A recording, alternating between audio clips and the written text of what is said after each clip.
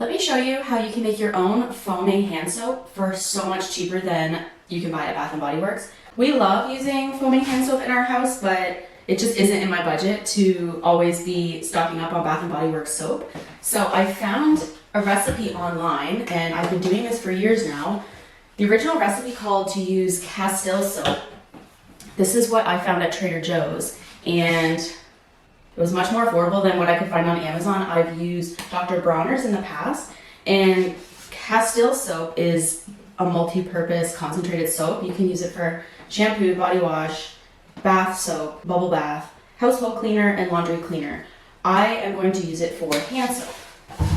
So I am going to recycle my Bath & Body container.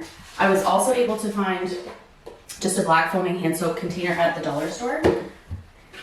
And I don't know what the original measurement was, so I'm just going to eyeball this, and you can adjust for your preferred foaminess. I'm only going to start with that much, and I'll see how foamy it is.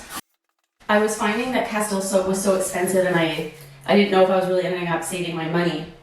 So I found an alternative that you can just use any gel soap. Let me see what else I've got. I won this at a baby shower. This is another Bath & Body, but like these gel type, not the creamy type of hand soap. You can use this instead of the castile soap. So I'm gonna do that in my other container. Another thing that I love about this is how many containers I'm gonna save. Like, I hate the waste of using this up in a few weeks or a month and then throwing out this plastic. I showed you how much castile soap that I used. I mean, I guess we'll see if it was enough, but if that's as much soap as I'm gonna use to fill one container, this is going to last me a dozen.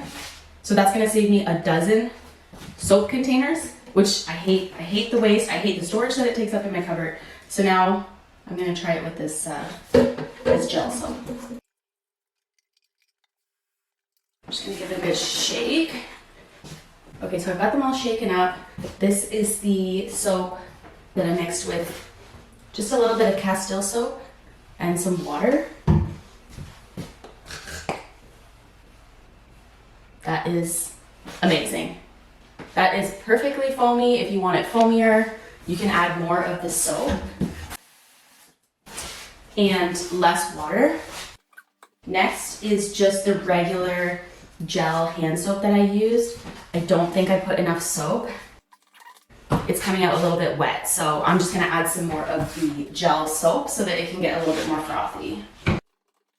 And I guess that makes sense now that I'm remembering doing this in the past. The castile soap is so much more concentrated, so you only need a little bit to get a lot of the foam, but this gel hand soap isn't quite as concentrated, so you do need a higher proportion of soap to water. Okay, this is a bit better, but not quite perfect. So I think the castile soap is definitely a better option to make your own foaming hand soap, but I can still tweak this and make the foaminess my preferred foaminess level. And then you've got a lot more options too. If you've got preferred scents, you could get like an unscented soap and add your own essential oils. Or I got this peppermint sage hand soap. They were using this soap in the bathroom at a spa that I went to, and I was obsessed with the smell. And they had it for sale in their gift shop, and it's from an Indigenous owned Canadian company. It was expensive, but I think I'm gonna be able to stretch it. So I'm gonna get a couple of hand soaps out of this one container, so it's gonna last me a lot longer. And I feel a lot better supporting an Indigenous owned Canadian business than giving Bath & Body Works all of my money. At first I was thinking, well, is this really cleaning my hands? Like, there's barely any soap in this container. It's mostly just water. Then I realized, what do you think you're actually paying for at Bath & Body Works? You're paying for a whole bunch of water, a whole bunch of fragrance, and a little bit of soap.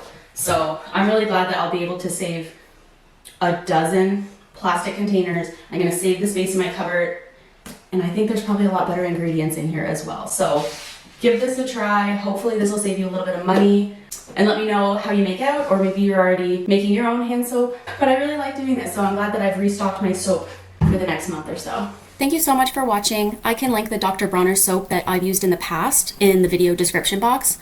I'm always looking for ways to save money, reduce waste, and make food or household items myself. So if that interests you, please consider subscribing. I'll see you next time.